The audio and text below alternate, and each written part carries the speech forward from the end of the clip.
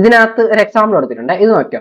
ഇതാകുമ്പോ കുറച്ചുകൂടെ കാണിച്ചു തരാൻ പറ്റും. ലൈക്ക് ഇതെന്ന് പറയുന്നത് ഒരു ബട്ടൺ. ഇതിനകത്ത് ഇവരുടെ റൺ ഇറ്റ് ഓൺ ലൈവ് ഉണ്ട്, സോഴ്സ് കോഡ് ഉണ്ട് ഗിറ്റബിനകത്ത്. അത് വേണ്ട. ഓക്കെ, ഞാൻ ഇതൊന്ന് ക്ലോസ് ചെയ്തോട്ടെ.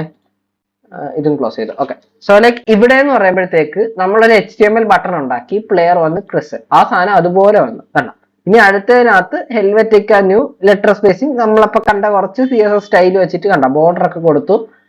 ഇനിയാണ് നമ്മുടെ JS വരുന്നത്. ഈ ബട്ടണിൽ ഇപ്പൊ കുത്തിയെന്ന് വെച്ചൊന്നും വരാൻ പോകുന്നില്ല, കാരണം അത് HTML CSS ഉണ്ടാക്കിയൊരു ബട്ടണാണ്. ഇതിപ്പോ ഒരു ഇമേജ് ആണ്, പക്ഷെ എന്തായാലും നമ്മൾ ചുമ്മാ ഇത് HTML CSS വെച്ച് ഉണ്ടാക്കിയാലും അങ്ങനെ തന്നെയാണ് നിൽക്കാൻ പോകുന്നത്.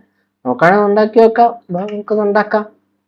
ഞാൻ നേരത്തെ ഉണ്ടാക്കിയ HTML വിത്ത് സ്ക്രിപ്റ്റ് ടാഗ് ലിങ്കിനകത്തോട്ട് ഞാനൊരു ബട്ടൺ ഉണ്ടാക്കി. ആ ബട്ടണിനകത്തോട്ട് ഇവർ തന്ന സ്റ്റൈലും കൊണ്ടിട്ടു. വേറെ ഫയൽ ഉണ്ടാക്കുന്നില്ല. STYLE കൊടുക്കുന്നു ബട്ടൺ സ്റ്റൈൽ, അതവിടെ കിടക്കട്ടെ. ആ ബട്ടണിന്റെ ഇത് കൊണ്ടിട്ട് നമുക്കപ്പോ ബട്ടൺ എങ്ങനെ വന്നു നോക്കാം. 192. Okay, yes. ഇതിപ്പോ ക്ലിക്ക് ചെയ്യുന്ന പറഞ്ഞാൽ എന്തെങ്കിലും സംഭവിച്ചോ? ഒന്നും സംഭവിച്ചില്ല. Magic, nothing happened. കണ്ടില്ലേ? ഓക്കെ, ഇനി നമുക്ക് ഇവനെ കൊണ്ടിടാം. ഓക്കെ, JS കോപ്പി ചെയ്തു, ഇവിടെ വന്നു സ്ക്രിപ്റ്റിനകത്ത് ഞാൻ നേരത്തെ ഇട്ടത് മാറ്റി JS ഇട്ടു. കോഡ് എന്താന്ന് നോക്കണ്ട, ഇപ്പിട്ട് ഇതെന്താ ഇപ്പൊ എന്തോ ഒരു സാധനം പൊന്തി. നിങ്ങൾ ക്ലിക്ക് ചെയ്ത ഫസ്റ്റ് നിമിഷം